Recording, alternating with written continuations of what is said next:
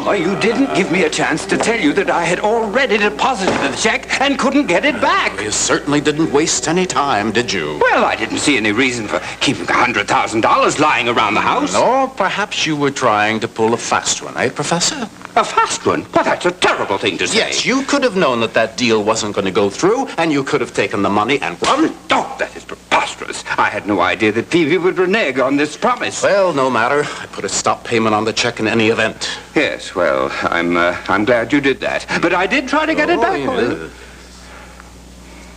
I'm still wondering if you aren't the one who tipped off Bogart. What? Wouldn't put it past you.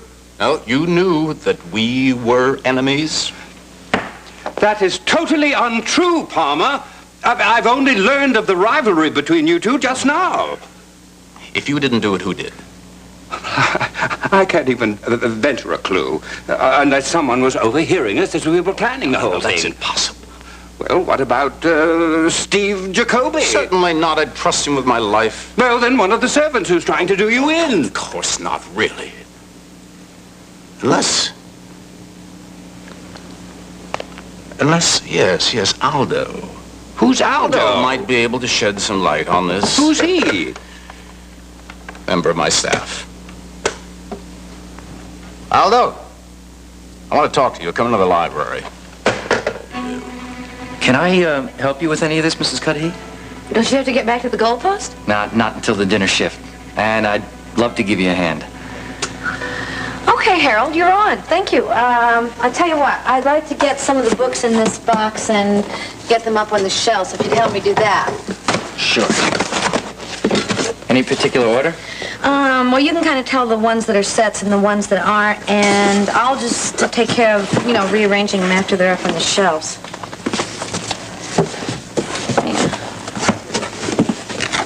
It's a terrific house. Yeah, isn't it great? It's our very first home. Oh, you lived in an apartment before? Yeah, it was a one-bedroom, so you can tell from all this space I have a lot of furniture shopping to do. Oh, excuse me. Hi, we're the welcome wagon. We heard you just moved into the neighborhood. Benny, hi. Hi, sweetheart. This is from Mrs. V, just in case the oven ain't working yet. Great. And this is from us. This is beautiful, and this has to be Dottie. Oh, you recognize me? Yes, I did. Welcome back. Hi. I'm really happy to be back. You have a very good-looking stepdaughter, my dear. Hey, don't I know it? Okay. And doesn't every guy in town? Okay. Stop. Well, it's true. It's true. Listen, you guys, come on in. I got some soda in the fridge. Oh, no, we're interrupting. No, you're not. You're not interrupting. Come in. Come on. Okay. Come in. Okay, Come in. okay. This is Harold. He stopped by, and I put him to work. Hi. Harold, this is Benny Sago, and this is Dottie, his stepdaughter. Hi. Nice to meet you. Nice to meet Harold? both of you. Nice to meet you. Harold is our newest employee at the Goalpost. Oh, yeah, really? That's great. Busboy. I started today. Great, you got a terrific boss there. Yeah, he's the greatest. Listen, Mrs. Cudahy, I better get going. I don't want to be in the way. Well, thanks for helping me, and thanks for bringing the book over. Oh, that's okay. Okay. Nice meeting you, Mr. Sago. Bye. Dottie. Take care of yourself, huh?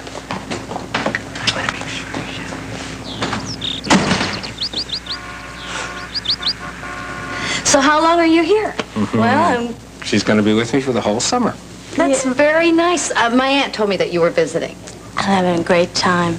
Benny's place is really cute, and the baby's adorable. And she's great to have around, too. I tell you, she keeps the place squared away. She takes care of Emily Ann, and she's not a bad cook. That's because he eats anything. Well, that's great. He's taken care of. Now, what are you doing for your social life? I mean, you can't spend the summer taking care of this guy. See? What did I tell you? Thanks a lot, Brookie. Thank you. You just opened up a whole can of worms here. What are you talking about? Well, I wanted to get a job at the steam pit. I heard they need help, but Benny won't let me. That's because you were too young to be hanging around a place like that. Oh, No, I'm not. what is the matter with you? There's nothing wrong with the steam pit. I mean, the music's a little loud, but it's an okay place. Oh, yeah? What about all those young dudes who are going to be hitting on her, huh? Come on, I can take care of myself. Really? Why are you being such a stick in the mud? I mean, what happened to the Benny Sago I knew who used to have a motorcycle?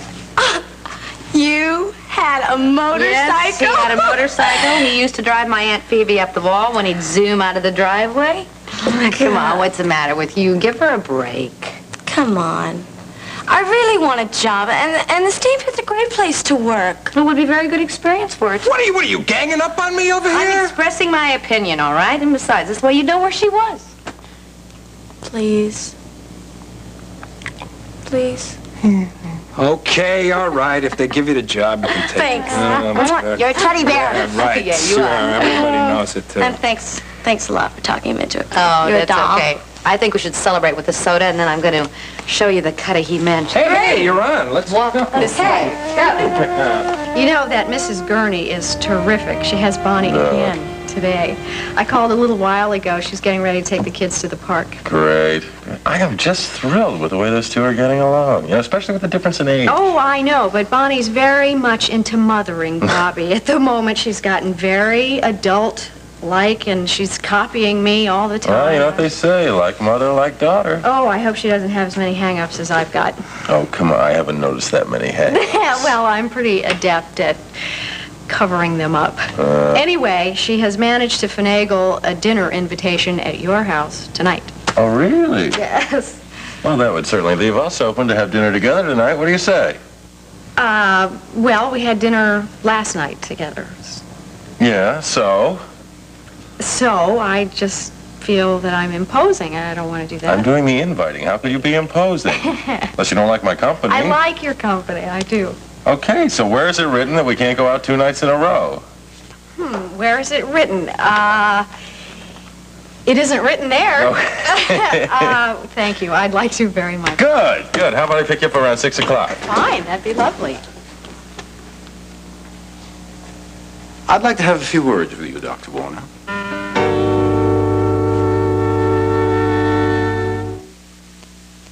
All My Children will continue in a moment.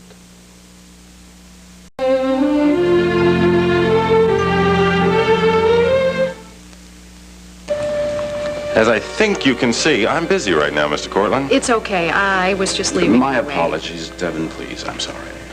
I have to go to work anyway. Yeah. See you later. Good. Look forward to it. Bye. Bye. Well, You rotten sneak. How dare you eavesdrop on me, on my property? now whatever could you be talking about? Don't try to deny it. You came to my house. You were directed to the gazebo by my I chauffeur. don't think I'll Paul ever Devon. need directions to your gazebo, Mr. And you Cortlandt. lurked in the bushes, and you overheard every word that Langley, Wallingford, and I had to say. Yeah, I did overhear something. Yeah, and you couldn't wait to go running to Lars Bogart with the information, so you finally got your revenge, didn't you? Yeah, I guess I did. So what? So your dirty, rotten little tricks are not going to get Don't you talk anywhere. to me about dirty, rotten tricks, Mr. Cortlandt, especially after you set me up on a research project to destroy my marriage. What? I know what you did. You went to Dr. Williams, and you offered him money on a project only if I was involved in it. Well, I should think you'd be happy that I gave you an opportunity to make a name for Oh, no, yourself. no, that's not why you got involved in it. You did everything you could to break up me and Nina. But this time you did it, didn't you? You finally gave her lots of free time to be with her lover. Well, you can't blame me if another man was more attractive No, than no, you. no, no. You're the man that destroyed my marriage. Made it very easy for me. You get out of here. Get out right now before I throw you out. You're not man enough to do even that. Don't you tempt me, don't. Hey, now you lay a hand on me and it'll be your last day in this hospital. Get out. Get out now. Well, I see no further reason to stay.